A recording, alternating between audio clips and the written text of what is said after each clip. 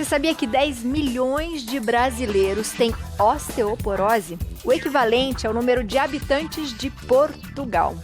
Os dados são da Federação Internacional de Osteoporose. Para falar pra gente um pouquinho mais sobre esse assunto, eu recebo aqui na nossa casa a reumatologista a doutora Andréa Merelli. Seja bem-vinda, doutora. Obrigada, Diane. Obrigada. É um prazer estar aqui sempre. Eu que agradeço. Doutora, vamos explicar um pouquinho o que é a osteoporose? Porque às vezes as pessoas falam assim, é o osso fraco. O que é a osteoporose? Então, a osteoporose, ela é uma doença dos ossos onde causa um enfraquecimento dos ossos, né? O osso ele vai ficando como se fosse uma pedra-pome, todo poroso, e essa porosidade diminui a resistência do osso. E isso faz com que o osso fique muito suscetível a quebrar, fraturar, né?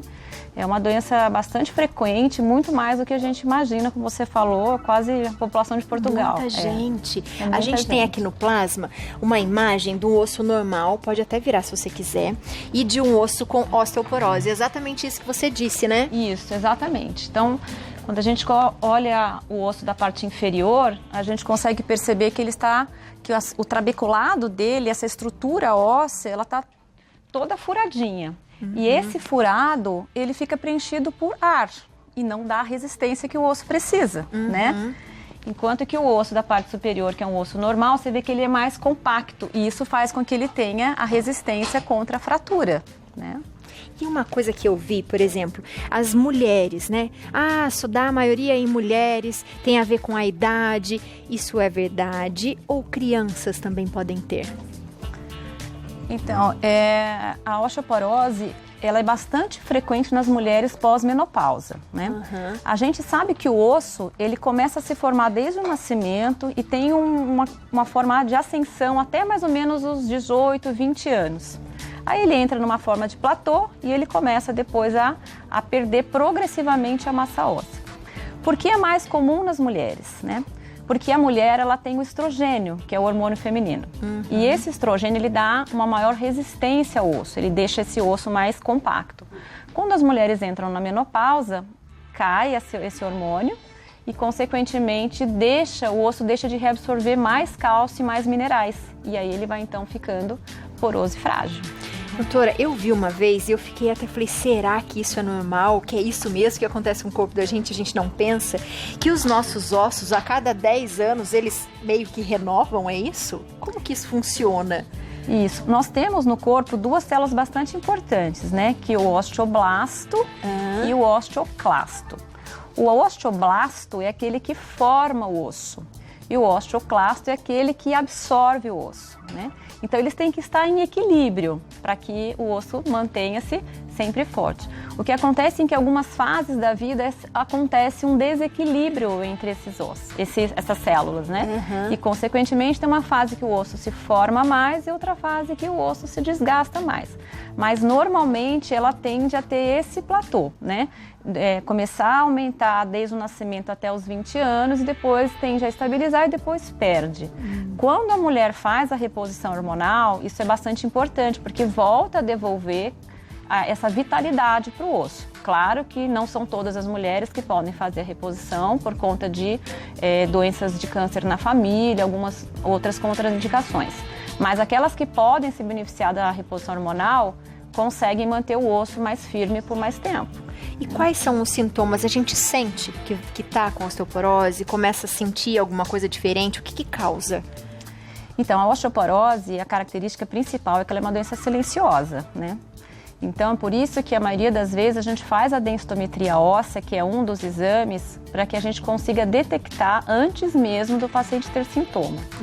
A osteoporose, ela só vai dar sintoma de dor, realmente, quando ela está num quadro muito acentuado ou quando o paciente tem uma fratura espontânea.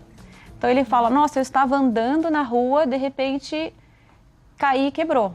Aí fica aquela pergunta, quebrou e eu caí ou caiu e depois quebrou, né? Então, muitas vezes a mulher está andando e quebra espontaneamente. Então, isso é um dos sintomas. Outro dado é a perda da estatura. Então, começa a diminuir a altura, né? Vai ficando cada vez mais baixa e a postura, aquela postura mais corcunda, mais cifótica, curvadinha. Isso é um dado também que mostra a presença da osteoporose. Mas a osteoporose, ela dá pouco sintoma. Então é importante que se faça um acompanhamento regular para que tenha um diagnóstico bastante precoce. E tem, por exemplo, remédios, sei lá, corticoide, ou doenças como, sei lá, e aí tem gente que fala muito do hipertiroidismo, que pode ter né, mais chances de ter ou não. Isso está bem reconhecido, né? Então, pacientes que fazem uso de algumas medicações, como você bem citou, glicocorticoides, que é a famosa cortisona, remédios para convulsão, né, alguns anticonvulsivantes também podem causar esse tipo de osteoporose. Doenças hereditárias mesmo, né? Toda vez que a gente vai perguntar sobre um paciente que tem osteoporose, a gente pergunta se a mãe já teve osteoporose, se a mãe teve uma fratura por osteoporose, porque o caráter familiar é bastante importante. Outra coisa que eu queria salientar é as restrições alimentares, né? Então, pacientes que têm muita restrição de cálcio, leite, né? Queijos, então algumas alimentações que são privadas, né? Alguns veganos, precisa ter sempre um acompanhamento nutricional para que possa repor esse cálcio através de outros alimentos que não sejam os derivados do leite, que é a nossa maior fonte, né? E aí a gente poderia investir nas frutas verdes, os legumes mais verdes, isso, né? Por exemplo, chia, essas coisas assim. Isso, as folhas verdes, elas têm uma quantidade de cálcio bastante importante, né? Fica ainda um pouco aquém dos derivados, né, do leite, mas é uma forma de substituição sem sombra de dúvida. Tem outras formas de repor, né, os intolerantes à lactose, etc. Tem como repor essa deficiência e manter o osso firme. Então, tomar o copinho de leite todos os dias para quem pode é positivo, então? Super positivo, super. Porque a gente fica nessa do leite, né? Igual teve o ovo uma época que as pessoas... Não, o ovo não pode todo dia, não, agora pode. E o leite também, não, o leite não tem nada, não tem propriedade nenhuma, não.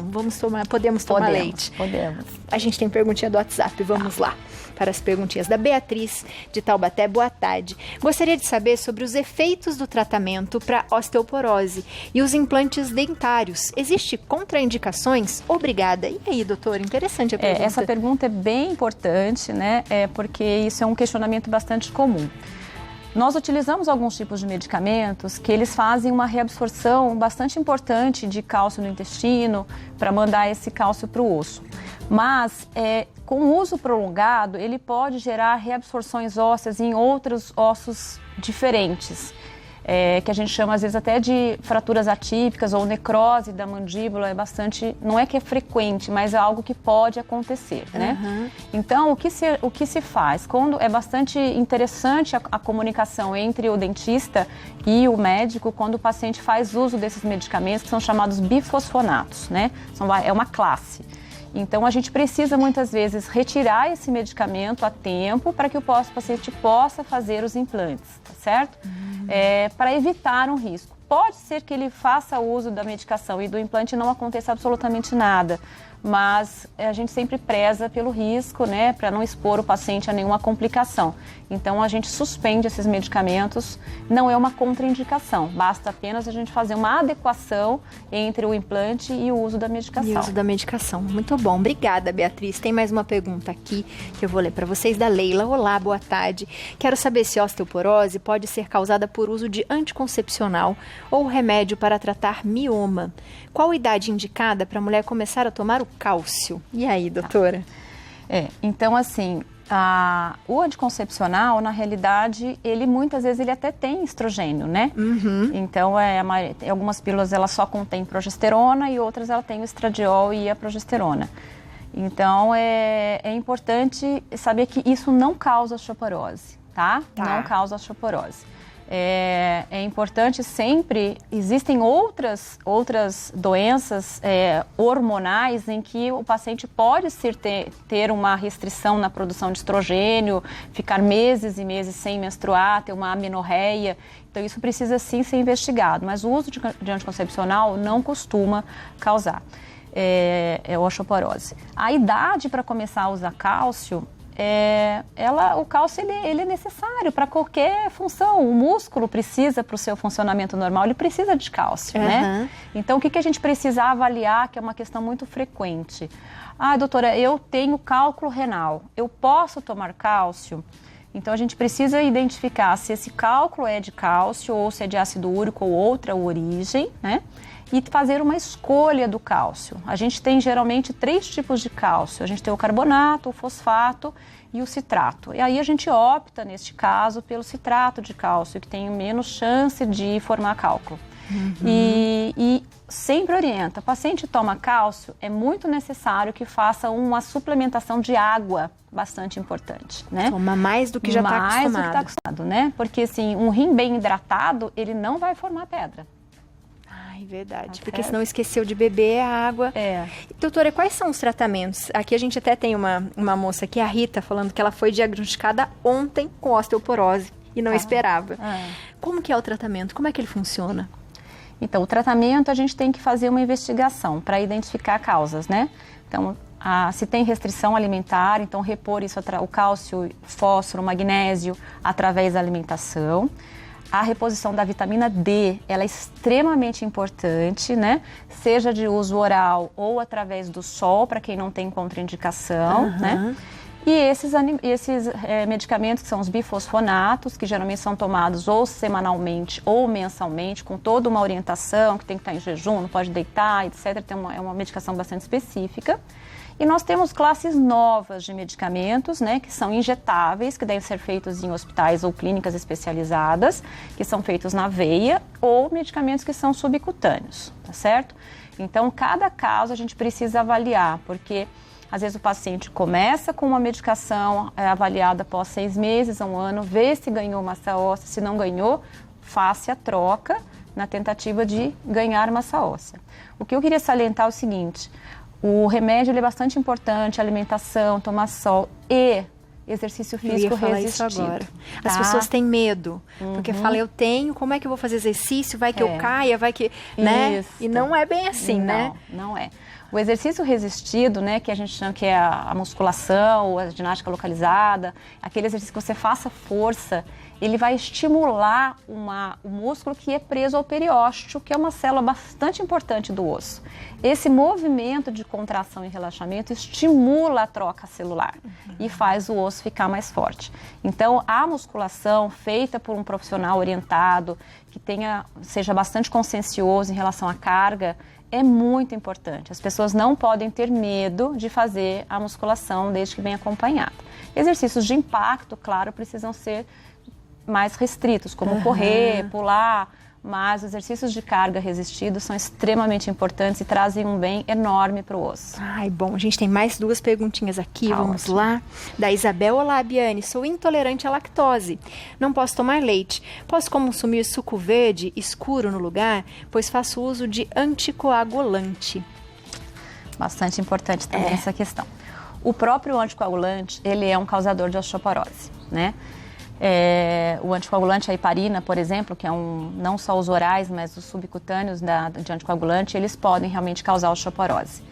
E aí, a reposição pelo suco verde, realmente algumas folhas verdes não podem ser utilizadas por quem usa anticoagulante, porque aumenta a ação do anticoagulante, aumentando o risco de sangramento desses pacientes. Então, neste caso, ela precisa, sem sombra de dúvida, de uma orientação de uma nutricionista, que precisa fazer um trabalho de reposição, que não seja através do suco verde, das folhas verdes que ela tem restrição, mas é importante lembrar uma coisa, que nem todo o alimento que não tem lactose não quer dizer que ele não tenha cálcio, tá? Então, lactose é uma substância, o cálcio é outra. Então, a nutricionista, ela tem com certeza um arsenal de alimentos que possam substituir, ou até mesmo suplementação de vitaminas orais, né? Que não contenham lactose, e a gente tem um arsenal muito grande de polivitamínicos que também tem uma quantidade suficiente de cálcio e que não contenham lactose. E tem os alimentos, né, doutora? A gente fala até da própria vitamina D, sei lá, salmão, outras coisas, né? Um peixe, que geralmente o que é mais oleoso, que tem a vitamina D. Então, a gente tentar também substituir colocando esses alimentos no nosso dia a dia, fazer exercícios físicos, não ter medo. E pode dar em criança também, né, doutora?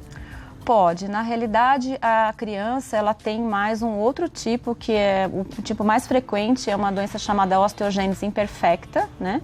Onde as crianças nascem realmente com um osso extremamente frágil. Que a gente chama de vidro, é esse? Não. e ele quebra muito facilmente, né? Mas graças a Deus, assim, realmente teve um avanço no tratamento, então alguns medicamentos as crianças já desenvolveram né, a ciência desenvolveu para essas crianças receberem, mas ela não entra bem como uma osteoporose, né? Ela é um tipo de deficiência da resistência óssea, mas é uma doença genética de caráter bastante importante, que é a osteogênese imperfecta. Perfeito, doutora, muito obrigada. É bom que a senhora vem, vai explicando tudo, vai vindo aquele monte de pergunta na cabeça, tadinha. Doutora, seja muito bem-vinda na nossa casa muito sempre, obrigada. Viu? É um prazer recebê-la. Eu que agradeço o convite sempre, é sempre um prazer estar aqui. Muito bom. Espero que você de casa tenha gostado aí, de ela ter respondido várias dúvidas. Se você quiser entrar em contato com a doutora, ó, o Instagram é Mover Clínica, tudo junto, ou @Andrea Meirelles, com um L só. Tudo junto também, né, Isso. doutora? Facebook também, Andrea Almeida Meirelles. Isso. Doutora, um beijo, muito obrigada, viu? Obrigada a você. Sempre muito bem-vinda. Muito obrigada.